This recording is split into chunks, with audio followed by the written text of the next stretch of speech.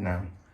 Hi, it's Mark speaking. We're just putting the windowsill in, plastic cover over a sill. What I'm going to do, the mortar has got about 5 minutes before it goes off, so I'm going to get this on pretty quick and get it level before it goes off, because as I say, it goes off pretty quick. This time you're doing a refurb in the house and you're on a bit of a time frame, so don't using long dry mortar because you can't do anything after it, you know. So get it on nice and thin, so it'll just dry up nice, it'll be beautiful. And this dries, I'm not kidding, it's going in solid. And I've got two tools, spirit level and a hammer. Now that's an engineer's hammer, and all the chippies will be thinking, oh my god, what's using that for? Well, what I do is just use the handles. It's got the weight on the top, so a £3 engineer's hammer. So just use the weight on the top. And what I'm doing is getting it hard.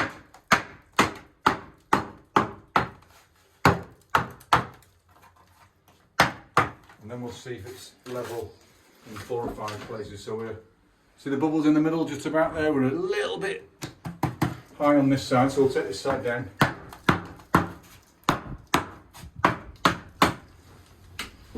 Come that way a tiny bit, so we haven't got such a gap. There we go. So we're about level. It's got to go that way. The bubble's got to go that way. Is that right? No, it isn't.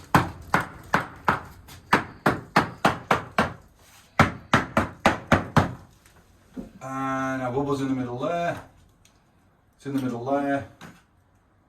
It's in the middle there. We'll just straight this off. Make sure she's. That's got to be well then. Yeah, that's about the same gap on that side.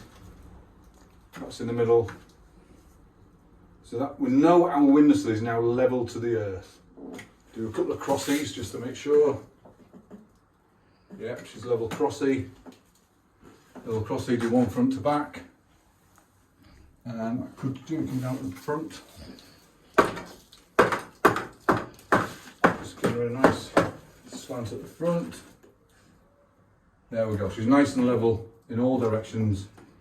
And that's how you use the spirit level. A lot of people don't seem to know how to use the spirit level because they just think, well, I'll put it in one place and then it's level. It's actually not quite how it works. So we'll put it there again. Oh, that's one way off. Right.